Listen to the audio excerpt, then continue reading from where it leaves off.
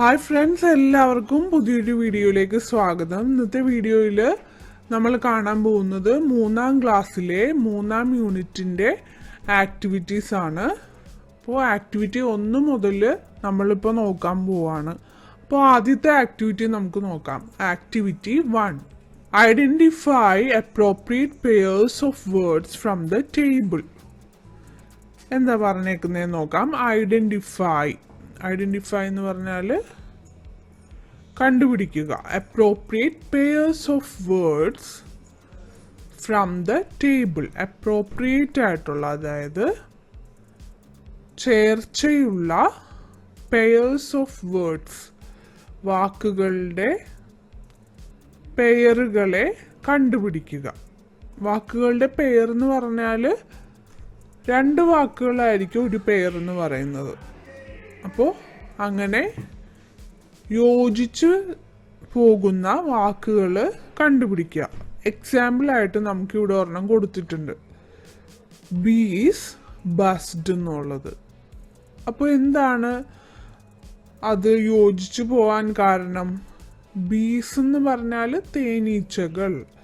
തേനീച്ചകളുടെ ശബ്ദത്തെയാണ് bus sound എന്ന് പറയുന്നത്. അപ്പോൾ തേനീച്ചകൾ ബസ് ചെയ്തു എന്ന് നമ്മൾ പറയും. അതുപോലെ ഇതിൽ നിന്നും മറ്റ് ജീവികളുണ്ടെങ്കിൽ ആ ജീവികളെ കണ്ടുപിടിക്കുക, അവയുടെ ശബ്ദം എന്താണെന്ന് മാച്ച് ചെയ്യുക.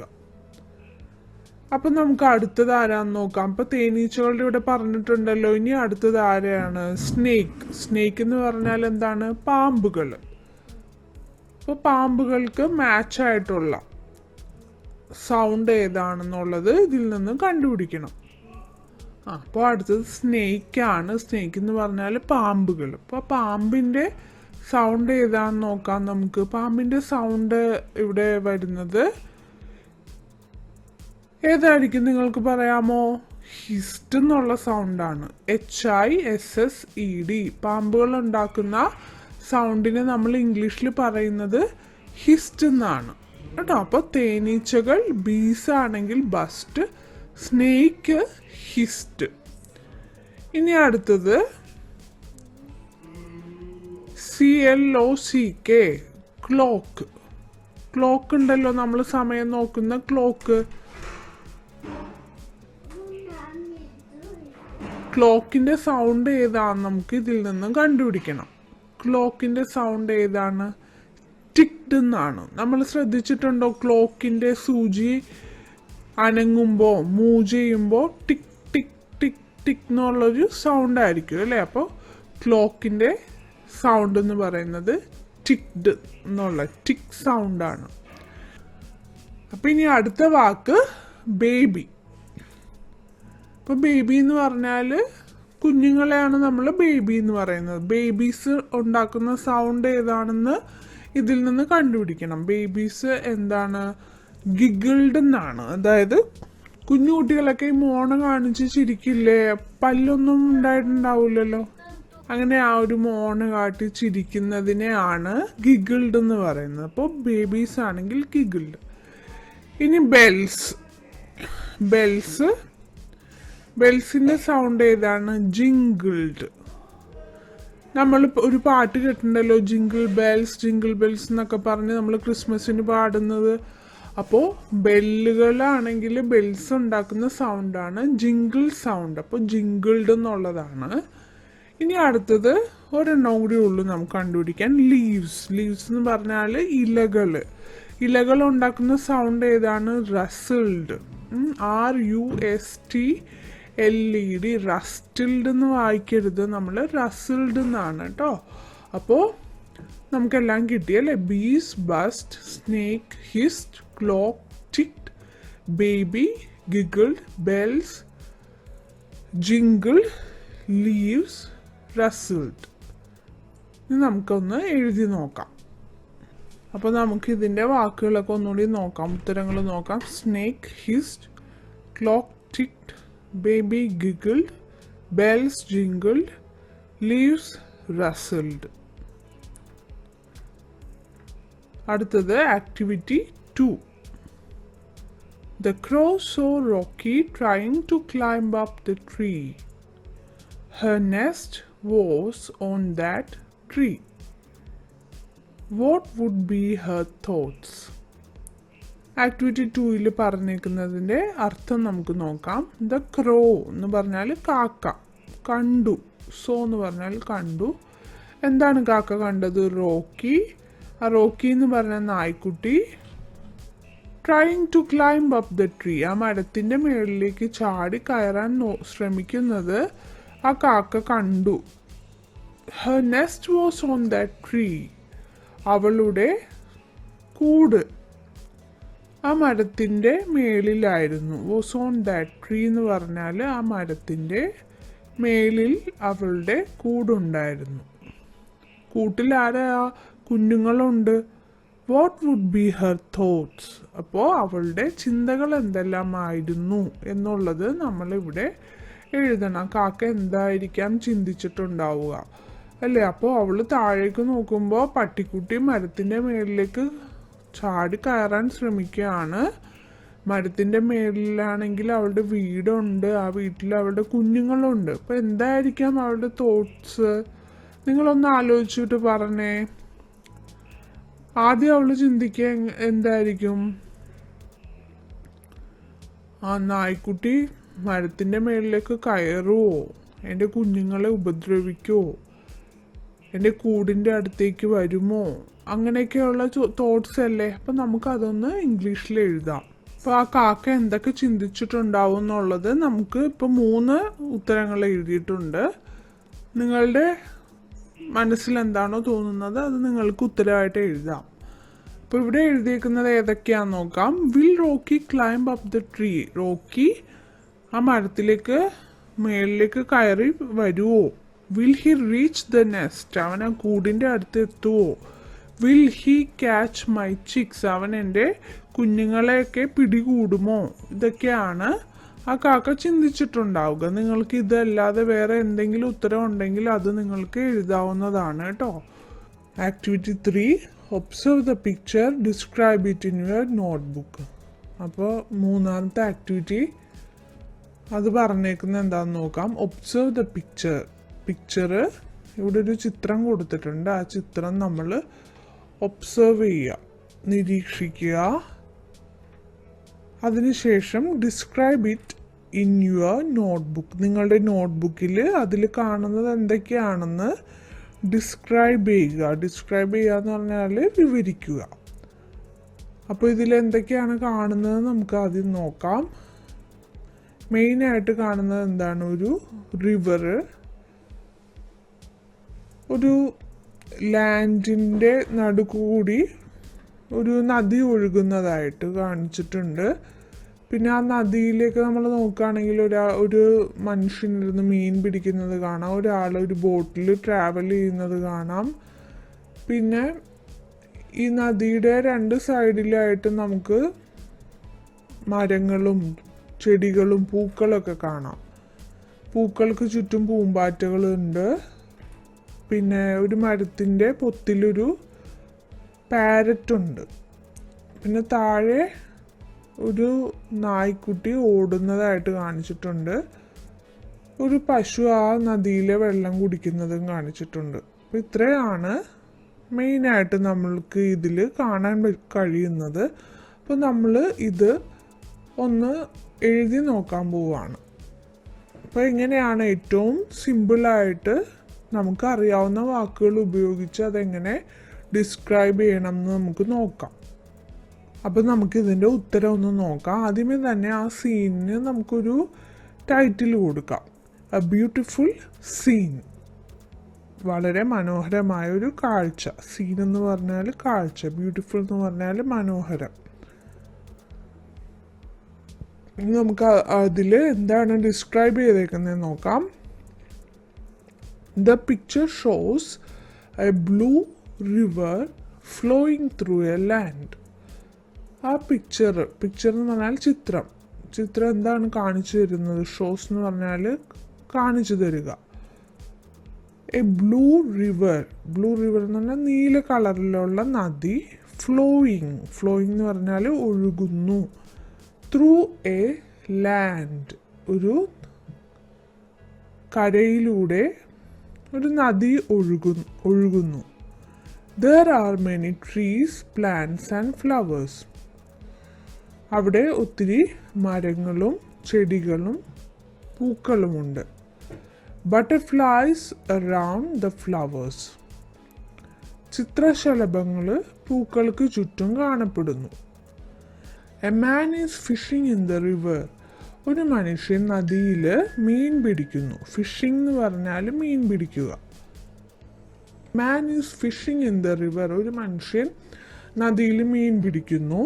Another man is rowing on a boat. വേറൊരു മനുഷ്യൻ എന്താ ചെയ്യുന്നത്? റോയിങ് എന്ന് പറഞ്ഞാൽ തുഴയുക. ഒരു ബോട്ട് തുഴഞ്ഞു പോകുന്നു. Cow drinking water from the river. ഒരു പശു ഡ്രിങ്കിങ് എന്ന് പറഞ്ഞാൽ കുടിക്കുക, വെള്ളം കുടിക്കുന്നു. Drinking water from the river. From the river എന്ന് പറഞ്ഞാൽ നദിയിൽ നിന്നും. A puppy is running. ഒരു നായ്ക്കുട്ടി ഓടുന്നു. A parrot is inside the hole of a tree. ഒരു തത്തമ്മ ഒരു മരത്തിൻ്റെ പൊത്തിൽ ഇരിക്കുന്നത്. ഇതൊക്കെയാണ് ആ ചിത്രത്തിലുള്ളത്. അപ്പോൾ വളരെ ചെറിയ വാക്കുകളിൽ ഏറ്റവും ചെറിയ സിമ്പിളായിട്ടുള്ള സെൻറ്റൻസ് ആണ് നമ്മൾ ഉപയോഗിച്ചേക്കുന്നത്.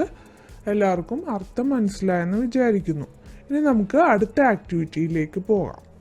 ഇത് activity 4. Some pictures from the story are given in column A.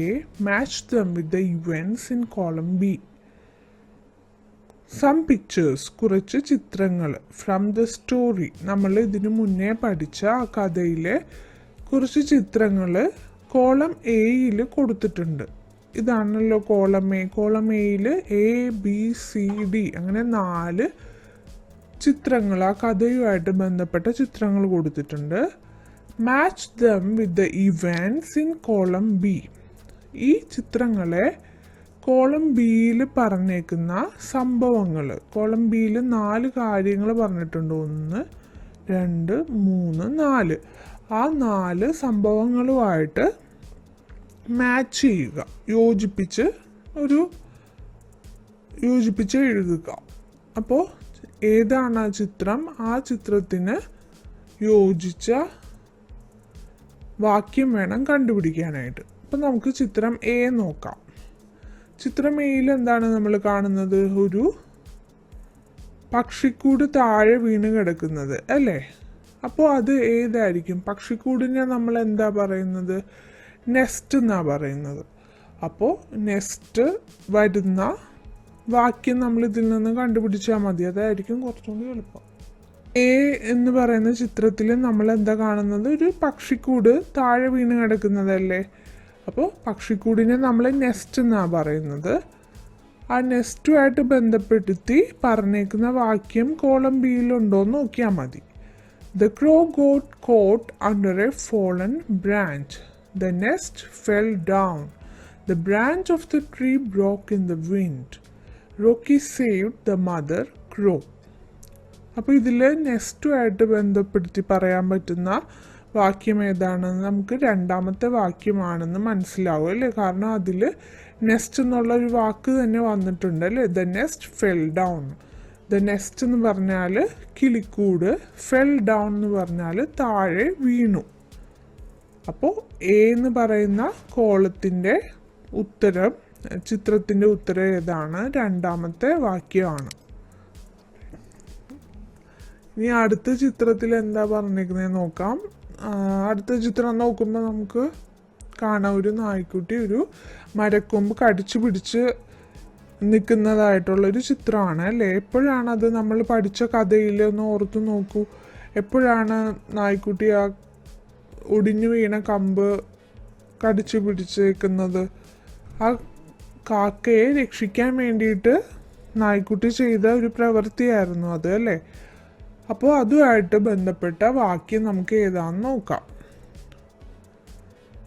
Rocky saved the mother ക്രോ എന്നുള്ളതാണ്. കാരണം പട്ടിക്കുട്ടിയുടെ പേര് റോക്കി എന്നാണ്.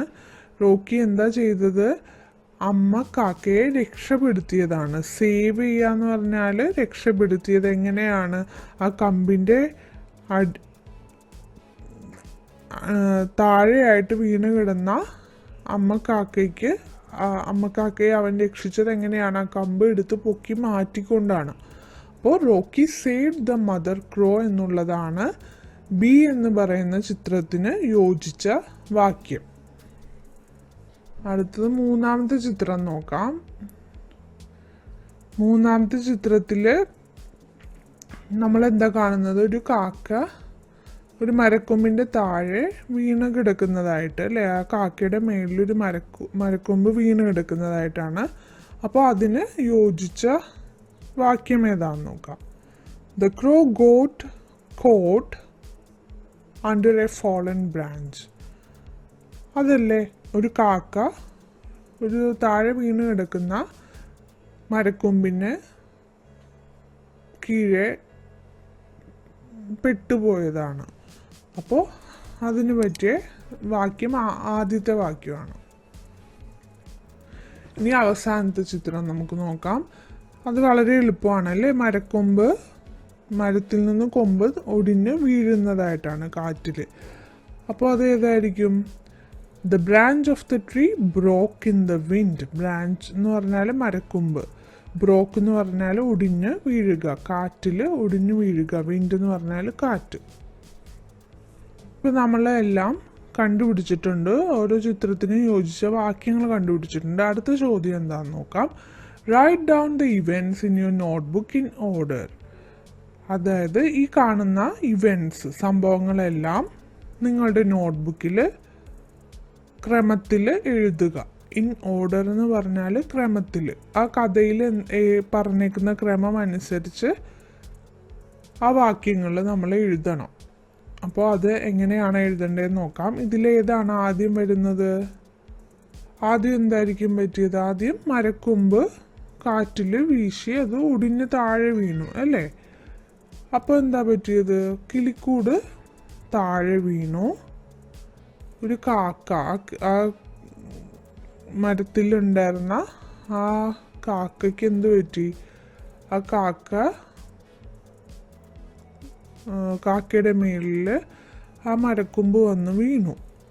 ഇനി എന്താ പറ്റിയത്? ആ കാക്കയെ രക്ഷിച്ചത് ആരാണ്? റോക്കി വന്നിട്ട് ആ കാക്കയെ രക്ഷിച്ചു. അപ്പോൾ ഇത്രയല്ലേ? ഈ ഒരു ഓർഡറിൽ നമുക്ക് എഴുതി നോക്കാം. നമുക്ക് അതിൻ്റെ ഉത്തരങ്ങളൊന്ന് നോക്കാം. ആദ്യത്തേത് the branch of the tree broke in the wind. മരത്തിൻ്റെ കൊമ്പ് കാറ്റിൽ താഴെ ഒടിഞ്ഞു വീണു. രണ്ടാമത്തേത് ദ നെസ്റ്റ് ഫെൽ ഡൗൺ. കാക്കയുടെ കൂട് താഴെ വീണു. The crow got caught under a fallen branch. കാക്ക താഴെ വീണ ആ മരക്കൊമ്പിൽ കുടുങ്ങിപ്പോയി.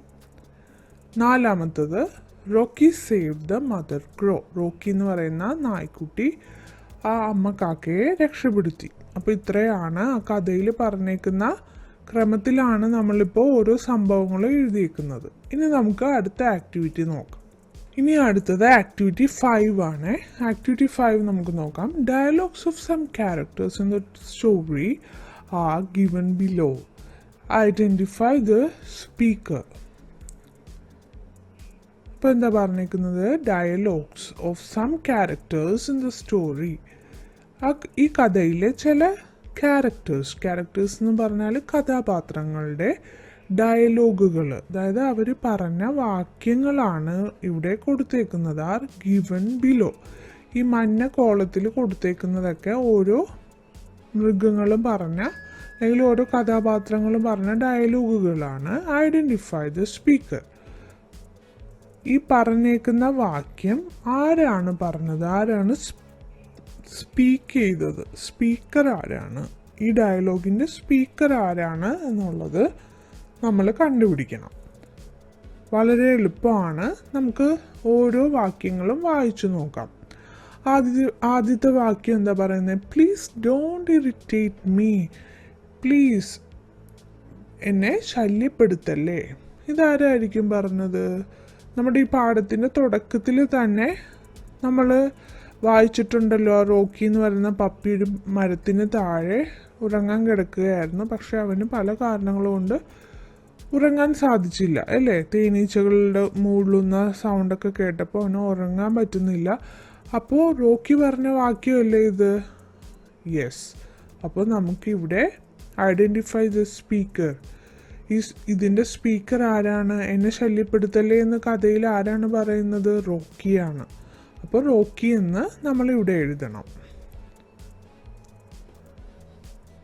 അടുത്തത് let me catch the squirrel. എന്നെ വിടൂ, ഞാൻ ഈ അണ്ണാനെ ഒന്ന് പിടിച്ചോട്ടെ. അതാരാണ് പറഞ്ഞത്? മരത്തിലേക്ക് ഓടിക്കയറുന്ന അണ്ണാനെ പിടിക്കാൻ വേണ്ടി പിറകെ ഓടിയത് ആരാണ്? പൂച്ചയാണ് അല്ലേ. ഹെൽപ്പ് മീ, എന്നെ സഹായിക്കൂ എന്ന് പറഞ്ഞ് കരഞ്ഞത് ആരാണ്? കഥയിലെ ഏറ്റവും അവസാനം ആ അമ്മ കാക്കയുടെ മേളിൽ ഒരു മരത്തിൻ്റെ കൊമ്പ് വീണപ്പോൾ ആ കാക്ക കരഞ്ഞ് പറഞ്ഞ വാക്യമാണല്ലോ അത്. അപ്പോൾ ഇതാരാണ് പറഞ്ഞത്? മദർ ക്രോ. ഓക്കെ, അപ്പോൾ ഇത്രയാണ് ഇതിൻ്റെ ഉത്തരങ്ങൾ. അപ്പോൾ പ്ലീസ് ഡോണ്ട് ഇറിറ്റേറ്റ് മീ എന്ന് പറയുന്നത് റോക്കി എന്ന് പറയുന്ന നായ്ക്കുട്ടി. Let me catch the squirrel, എന്നെ വിടൂ, ഞാൻ ഈ അണ്ണാനെ പിടിക്കട്ടെ എന്ന് പറഞ്ഞത് പൂച്ചയാണ്, ക്യാറ്റാണ്. എന്നെ സഹായിക്കണമെന്ന് പറഞ്ഞ് ഹെൽപ്പ് മീ എന്ന് പറഞ്ഞ് കരഞ്ഞത് ആരാണ്? അമ്മ കാക്കയാണ്, മദർ ക്രോയാണ്. ഇനി നമുക്ക് അടുത്ത ആക്ടിവിറ്റി നോക്കാം. Activity 6. Read the riddles given below. Make suitable riddles and write in the space provided. അപ്പോൾ നമുക്കിതിൻ്റെ അർത്ഥം നോക്കാം. Read the riddles given below. താഴെ കൊടുത്തിരിക്കുന്ന കടങ്കഥകൾ വായിച്ചു നോക്കുക. കടങ്കഥകൾ അല്ലെങ്കിൽ കുസൃതി ചോദ്യം പോലത്തെ ചോദ്യങ്ങളായിരിക്കാം. Make suitable riddles and write in the space provided. ഇനി അതിന് താഴെയായിട്ട്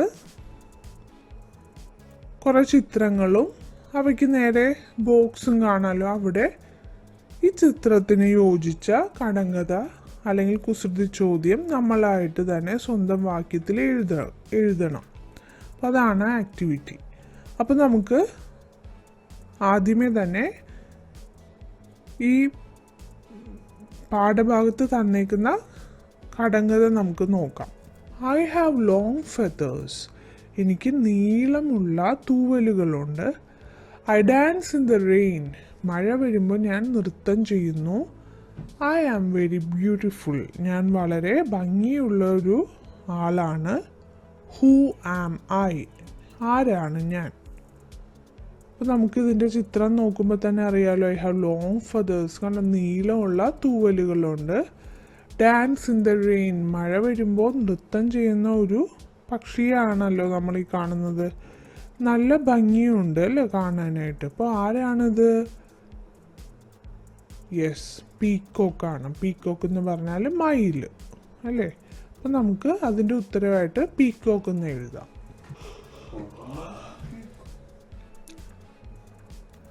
ഓക്കെ, ഇനി നമുക്ക് അടുത്ത ചോദ്യം നമുക്ക് വായിച്ചു നോക്കാം. My beak is strong. I peck on trees. I have a feather crown. Who am I? My beak is strong എന്ന് പറഞ്ഞാൽ എൻ്റെ ചുണ്ടുകൾ വളരെ സ്ട്രോങ് ആണ്. സ്ട്രോങ് എന്ന് പറഞ്ഞാൽ ബലമുള്ളതാണ്, വളരെ ബലമുള്ളതാണ്. ഐ പെക്ക് ഓൺ ട്രീസ്, ഞാൻ മരത്തിൽ കൊത്തുന്നു. പെക്ക് ചെയ്യുക എന്ന് പറഞ്ഞാൽ കൊത്തുക, ചുണ്ടുകൊണ്ട് മരത്തിൽ കൊത്തുന്നതിനെയാണ് പെക്ക് എന്ന് പറയുന്നത്. ഐ ഹാവ് ഫെദർ ക്രൗൺ, എനിക്ക് തൂവൽ കൊണ്ട് ഉണ്ടാക്കിയ കിരീടം ഉണ്ട് തലയിൽ. അപ്പോൾ ഹൂ ആം ഐ? ആരാണ് ഞാൻ? ഇതാണ് ചോദ്യം.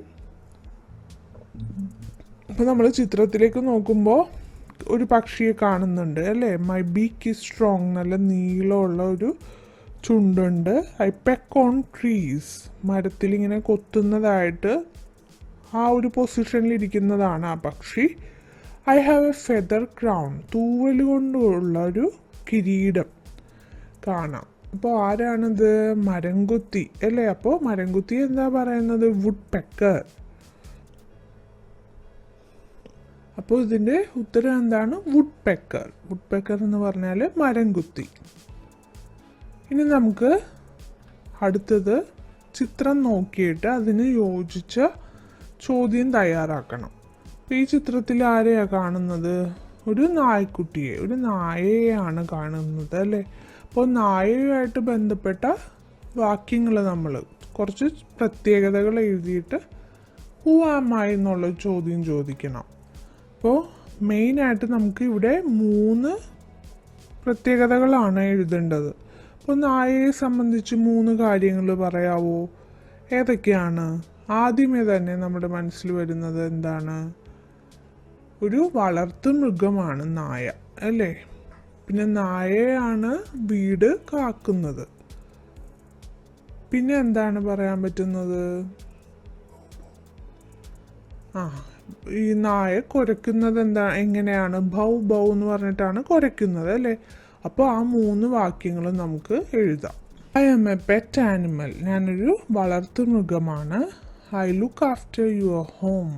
I look after your home. ഞാൻ നിങ്ങളുടെ വീട് കാത്തു പരിപാലിക്കുന്നു. I bark bow bow. ഞാൻ ബൗ ബൗ എന്ന് കുരയ്ക്കുന്നു. Who am I.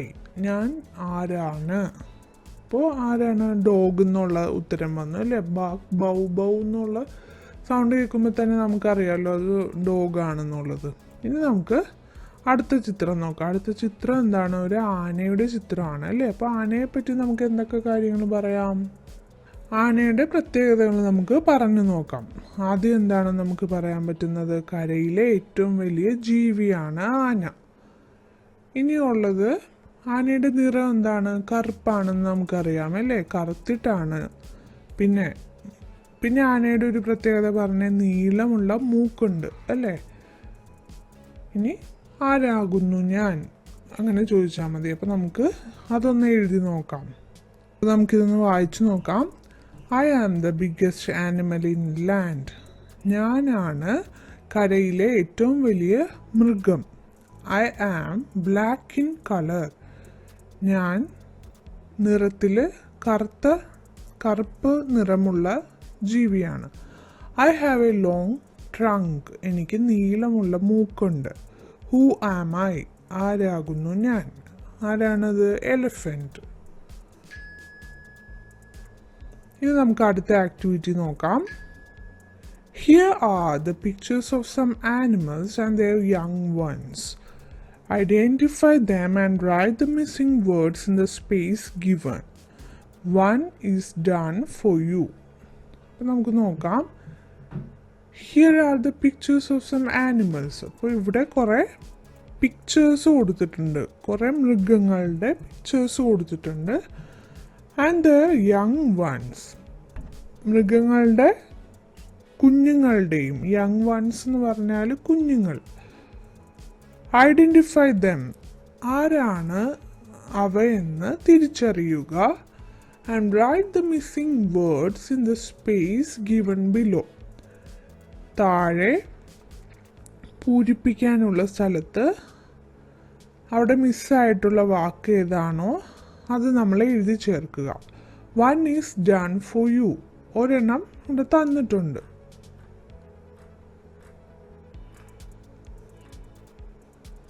അപ്പോൾ ഏതാണ് തന്നേക്കുന്നതെന്ന് നോക്കാം.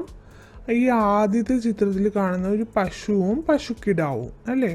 അപ്പോൾ പശുവിനെ നമ്മൾ കവ് എന്ന് വിളിക്കും. പശുവിൻ്റെ കുഞ്ഞിനെ നമ്മൾ എന്താ വിളിക്കുന്നത്? കാഫ് എന്നാണ്. ഇനി അടുത്ത ചിത്രം നോക്കിയേ. അടുത്ത ചിത്രത്തിൽ കാണുന്നത് ഒരു നായയും അതിൻ്റെ കുഞ്ഞുമാണ്, നായ്ക്കുട്ടിയുമാണ്. ഇനി പേര് തന്നേക്കുന്നത് എന്താ? നായ്ക്കുട്ടീനെ നമ്മൾ പപ്പി എന്നാണ് വിളിക്കുന്നത് അല്ലേ? പട്ടിയുടെ കുഞ്ഞിനെ നമ്മൾ പപ്പി എന്നാണ് വിളിക്കുന്നത്. അപ്പോൾ അമ്മയെ അല്ലെങ്കിൽ വലിയ പട്ടിയെ നമ്മൾ എന്താ വിളിക്കുന്നത്? ഡോഗ് എന്നാണ് അല്ലേ? അപ്പോൾ നമുക്കവിടെ ഡോഗ് എന്ന് എഴുതി ചേർക്കാം. അപ്പോൾ അടുത്ത ചിത്രത്തിന് താഴെ നമുക്ക് എന്ത് എഴുതാം? ഡോഗ് എന്ന് എഴുതാം. ഇനി മൂന്നാമത്തെ ചിത്രം നോക്കുമ്പോൾ നമ്മൾ കാണുന്നത് ഒരു പൂച്ചയും അതിൻ്റെ കുഞ്ഞുമാണ്. താഴെ പേര് കൊടുത്തേക്കുന്നത് കാറ്റ് എന്ന് കൊടുത്തിട്ടുണ്ട്. അപ്പോൾ തള്ളപ്പൂച്ചയ്ക്ക് കാറ്റ് എന്നാണ് പറയുന്നതെങ്കിൽ അതിൻ്റെ കുഞ്ഞിനെ നമ്മൾ വിളിക്കുന്നത് കിറ്റൻ. അപ്പോൾ കാറ്റ് അതായത് പൂച്ചയുടെ ചെറിയ കുഞ്ഞിനെ വിളിക്കുന്നത് കിറ്റൻ എന്നാണ്. അപ്പോൾ കാറ്റും കിറ്റനും. ഇനി അടുത്ത ചിത്രത്തിൽ കാണുന്ന മൃഗങ്ങൾ ഏതൊക്കെയാണ്? ഒരു ആടും അതിൻ്റെ കുഞ്ഞുമാണ്. ആടിൻ്റെ കുഞ്ഞിനെ കിഡ് എന്നാണ് വിളിക്കുന്നത്. അപ്പോൾ തള്ള ആടിനെ നമ്മൾ എന്താ വിളിക്കുന്നത്? ഗോട്ട് എന്നാണ്. അപ്പോൾ ഗോട്ടും കിഡും. ഇനി നമുക്ക് അതിന് താഴെയുള്ള ചിത്രം നോക്കാം. താഴെ കാണുന്നത് എന്താണ്? ഒരു കാക്കയും അതിൻ്റെ കുഞ്ഞുമാണ്. കാക്കയുടെ കുഞ്ഞിനെ ചിക്ക് എന്നാണ് പറയുന്നത്. അപ്പോൾ ഈ ചിത്രത്തിൽ കാണുന്നത് കാക്ക, തള്ളക്കാക്കയും അതിൻ്റെ കുഞ്ഞുമാണ്. തള്ളക്കാക്കയെ നമ്മൾ ക്രോ എന്നാണ് പറയുന്നത്. ക്രോയും ചിക്കും. ഇനി അടുത്ത പടത്തിൽ കാണുന്നത് ഒരു മൂങ്ങയും അതിൻ്റെ കുഞ്ഞുമാണ്. മൂങ്ങയുടെ കുഞ്ഞിനെ ഇവിടെ പേര് എഴുതിയിട്ടുണ്ട്, ഔലെറ്റ് എന്നാണ് പറയുന്നത്. ഈ മൂങ്ങയ്ക്ക് എന്താണ് പറയുന്നത് നമുക്ക് നോക്കാം. മൂങ്ങയ്ക്ക് ഔളെന്നാണ് പറയുന്നത് അല്ലേ? അപ്പോൾ ഔളും ഔലെറ്റും. നമുക്ക് ഒന്നുകൂടിയും ഇതിൻ്റെ പേരുകളൊന്ന് നോക്കാം. കൗവിൻ്റെ ചെറിയ കുഞ്ഞിനെ നമ്മൾ കാഫ് എന്നാണ് പറയുന്നത്. ഡോഗ് ആണെങ്കിൽ puppy, cat kitten, goat kid, crow chick, owl owlet. ഇനി നമുക്ക് അടുത്ത ചോദ്യം എന്താണെന്ന് നോക്കാം.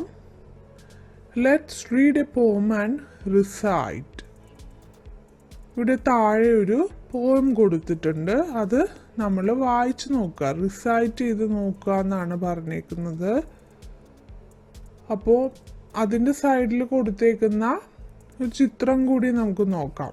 റിസൈറ്റ് എന്ന് പറഞ്ഞാൽ പദ്യം ചൊല്ലുക എന്നുള്ളതാണ്. ആ പദ്യം ഒന്നുകിൽ നോക്കി വായിക്കാം, അല്ലെങ്കിൽ പഠിച്ചിട്ട് കാണാതെ ചൊല്ലി നോക്കാം എന്നൊക്കെയാണ്. അപ്പം ഇതിന് താഴെ ലെഫ്റ്റ് സൈഡിൽ കൊടുത്തേക്കുന്ന ചിത്രം കൂടി നമുക്ക് നോക്കാം. ഒരു മരമുണ്ട്. ആ മരത്തിൽ നിറയെ പൂക്കളാണ്. മരത്തിലൊരു പെൺകുട്ടി കയറിയിരിക്കുന്നതും പിന്നെ ആ മരത്തിൽ പക്ഷികൾ, അതേപോലെ തന്നെ അണ്ണാനുണ്ട്, കുറച്ച് മൃഗങ്ങളുണ്ട്. പിന്നെ താഴെ എന്താ കാണുന്നത്? കുറച്ച് കൂട്ടുകാരായിരിക്കും, സുഹൃത്തുക്കൾ ചേർന്നിട്ട് മരം നടുന്നതും പ്രകൃതിയായിട്ട് അവർ ഓരോ പ്രവർത്തനങ്ങൾ ചെയ്യുന്നതുമാണ് കാണുന്നത് അല്ലേ? അടുത്തൊരു പൂച്ചയും ഇരിക്കുന്നുണ്ട്.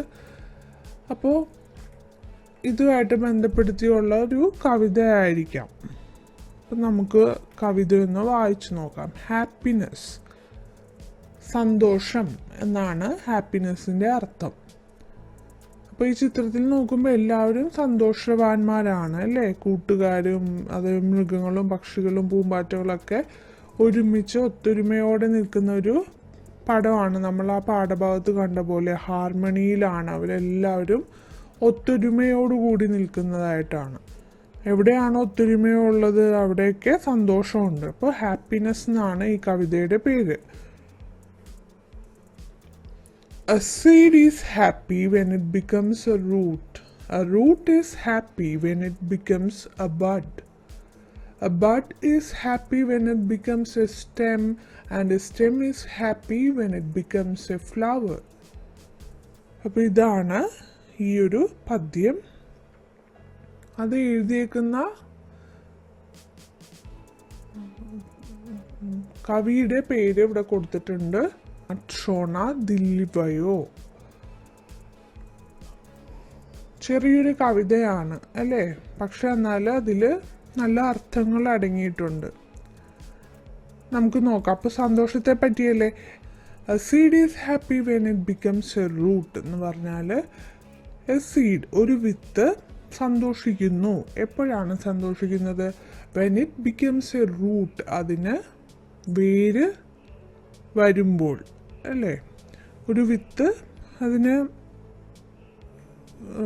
വേരുകൾ മണ്ണിലേക്ക് ആഴ്ന്ന് ഇറങ്ങുമ്പോൾ അത് സന്തോഷിക്കും. A root is happy when it becomes a bud. ഒരു വേര്, അതിനെപ്പോഴാണ് സന്തോഷം വരുന്നത്? Root is happy when it becomes a bud. അതിന് മുള വരുമ്പോൾ, ബഡ് എന്ന് പറഞ്ഞാൽ ഒരു റൂട്ട് എപ്പോഴാണ് ബഡ് ആവുന്നത്? ആ വേര് കുറച്ച് നാൾ കഴിഞ്ഞ് അത് അതിന് വളമൊക്കെ കിട്ടി അത് മുളയ്ക്കുമ്പോൾ അല്ലെങ്കിൽ തളിർക്കുമ്പോഴാണ് അതിനെ ബഡ് എന്ന് നമ്മൾ വിളിക്കുന്നത്. അപ്പോൾ ഒരു വേരിന് സന്തോഷം വരുന്നത് എപ്പോഴാണ്? ആ വേര് മരം ആവാൻ വേണ്ടിയിട്ട് അത് മുളയ്ക്കുമ്പോഴാണ്, അല്ലെങ്കിൽ ചെടി ആവാൻ വേണ്ടിയിട്ട് അത് തളിർക്കുമ്പോൾ, അത് മുളച്ച് വരുമ്പോഴാണ് അതിന് സന്തോഷം വരുന്നത്. A bud is happy when it becomes A stem. അപ്പോൾ ഈ മുളച്ച് വന്ന ആ മുള, അതിന് എപ്പോഴാണ് സന്തോഷം വരുന്നത്? A bud is happy when it becomes A stem. അതൊരു തണ്ടായിട്ട് മാറുമ്പോൾ, ആ മുള ഒരു തണ്ടായിട്ട് മാറുമ്പോഴാണ്, ഒരു മരത്തിൻ്റെ അല്ലെങ്കിൽ ഒരു ചെടിയുടെ തണ്ടായിട്ട് മാറുമ്പോഴാണ് അതിന് സന്തോഷം വരുന്നത്. And A stem is happy when it becomes A flower. ആ തണ്ടിന് എപ്പോഴാണ് സന്തോഷം വരുന്നതെന്ന് പറഞ്ഞേക്കുന്നത്? A stem is happy when it becomes A flower. അതൊരു പൂവായി മാറുമ്പോഴാണ്, ആ ചെടി കുറച്ചും കൂടിയും വളർന്നു കഴിയുമ്പോൾ ആ തണ്ടിൽ അല്ലെങ്കിൽ ആ കൊമ്പിൽ ഒരു പൂവ് വിരിയുമ്പോഴാണ് അത് സന്തോഷിക്കുന്നത്. അപ്പോൾ ഇത്രയാണ് ആ ഒരു കവിതയുടെ അർത്ഥം. അപ്പോൾ സന്തോഷം എന്നുള്ള ഇതാണ് ആ കവിതയുടെ തീമായിട്ട് വരുന്നത്. ഇനി നമുക്ക് അടുത്ത ആക്ടിവിറ്റി നോക്കാം. Activity 8, make similar sentences using the clues given below. ഇപ്പോൾ താഴെ ഒരു ബോക്സിൽ കുറച്ച് ക്ലൂസൊക്കെ കൊടുത്തിട്ടുണ്ട്.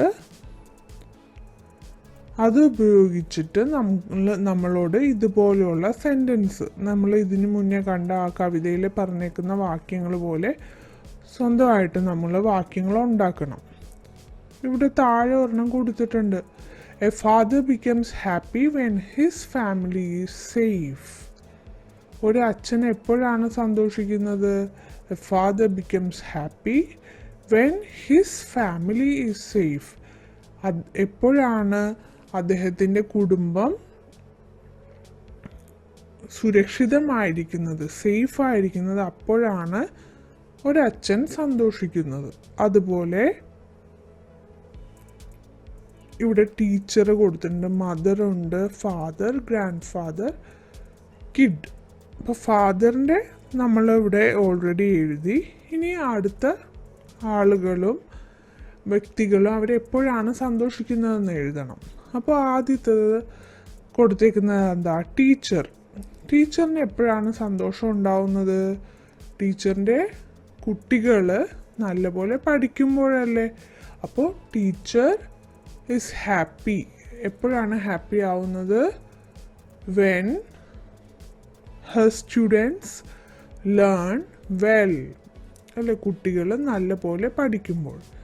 ഇനി ഒരു അമ്മയുടെ കാര്യം പറയുന്നുണ്ടല്ലോ. അമ്മയ്ക്ക് എപ്പോഴാണ് സന്തോഷം വരുന്നത്? Mother is happy when she gets love. സ്നേഹം കിട്ടുമ്പോഴാണ്, അല്ലേ, അമ്മയ്ക്ക് സന്തോഷം വരുന്നത്. അടുത്തത് ഫാദറിനെ നമ്മൾ ഓൾറെഡി ഇവിടെ എഴുതി. ഇനി അടുത്തത് ഗ്രാൻഡ് ഫാദർ. ഗ്രാൻഡ് ഫാദർ എന്ന് പറഞ്ഞാൽ നമ്മുടെ വീട്ടിലെ അപ്പൂപ്പൻ. അപ്പൂപ്പന് എപ്പോഴാണ് സന്തോഷം വരുന്നത്? Grand father gets happy when he gets care, അല്ലേ. പ്രായമായ ആളുകൾക്ക് എന്താണ് വേണ്ടത്? നമ്മൾ കെയർ കൊടുക്കണം, അവരെ നമ്മൾ കരുതലോടെ കാണണം. അപ്പോൾ അവർക്ക് വേണ്ട കരുതൽ കൊടുക്കുമ്പോഴാണ് അവർ സന്തോഷിക്കുന്നത്. അപ്പോൾ ഗ്രാൻഡ് ഫാദർ എപ്പോഴാണ് ഹാപ്പി ആവുന്നത്? When he gets care.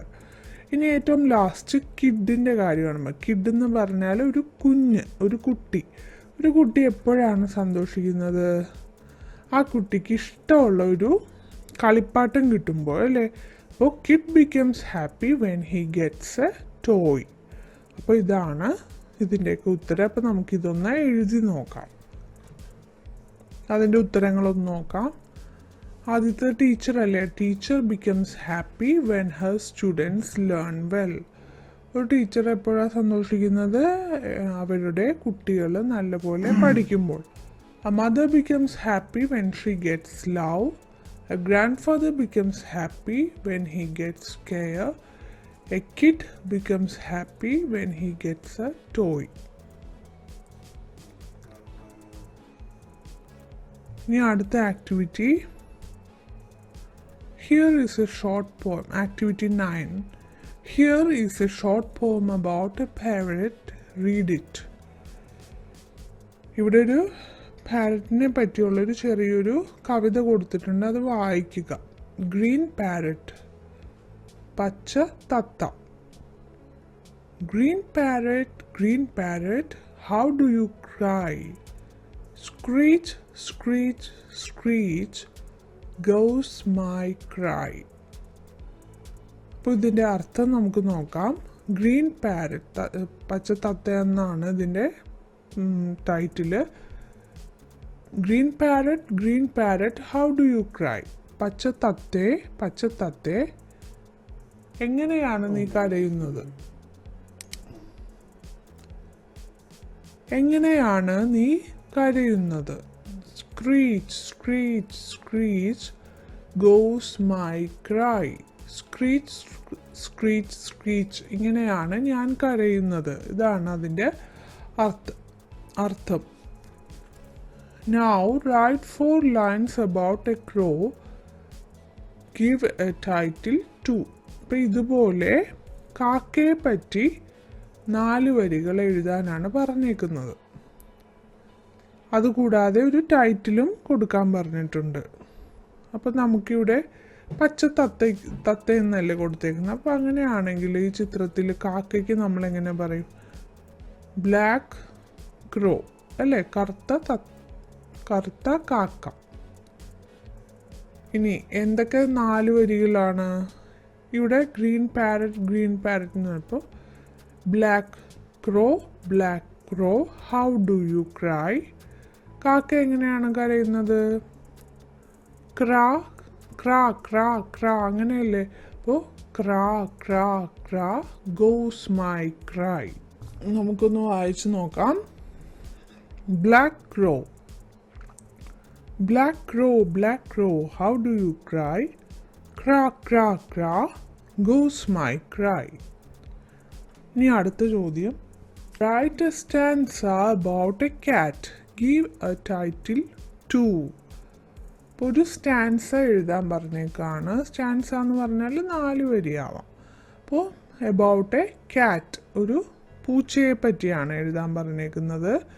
Give A title to, ഒരു തലക്കെട്ടും കൂടി കൊടുക്കാൻ പറഞ്ഞിട്ടുണ്ട്. അപ്പോൾ നമ്മളിവിടെ ബ്ലാക്ക് ക്രോ എഴുതിയ പോലെ തന്നെ നമുക്കിവിടെ എന്ത് എഴുതാം? പൂച്ചയാണെങ്കിൽ കാറ്റ് എന്ന് പറയും. ഇവിടെ കളർ വൈറ്റ് അല്ലേ, അപ്പോൾ വൈറ്റ് ക്യാറ്റ് എന്ന് കൊടുക്കാം. നമ്മളെങ്ങനെയാണ്? White cat how do you cry?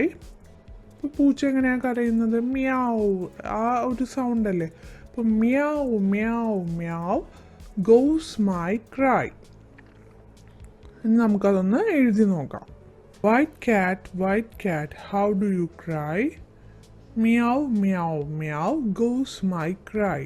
നമ്മൾ ഒരു കാര്യം ശ്രദ്ധിക്കണം. നമ്മൾ ഓരോ സെൻറ്റൻസ് എഴുതുമ്പോഴും ആദ്യത്തെ ലെറ്റർ ക്യാപിറ്റൽ ലെറ്ററിൽ എഴുതാൻ ശ്രദ്ധിക്കണം. അപ്പോൾ ഇവിടെ മ്യാവ് എന്നുള്ളതിൻ്റെ ക്യാപിറ്റൽ ലെറ്റർ വേണം. ഇതൊരു ചെറിയൊരു മിസ്റ്റേക്ക് ഉണ്ട്. അപ്പോൾ നിങ്ങൾ എഴുതുമ്പോൾ ഇത്ര നേരം കണ്ടുകൊണ്ടിരുന്നത് 3ാം ക്ലാസ്സിലെ 3ാം യൂണിറ്റിലെ ആക്ടിവിറ്റീസിൻ്റെ ആദ്യത്തെ പാർട്ട് വീഡിയോയാണ്. ബാക്കിയുള്ള ആക്ടിവിറ്റീസ് നമ്മൾ വേറൊരു വീഡിയോയിൽ ചെയ്യുന്നതാണ്. നിങ്ങൾക്ക് എന്തെങ്കിലും അഭിപ്രായങ്ങളുണ്ടെങ്കിൽ കമൻറ്റ് ചെയ്യുക. Thank you for watching.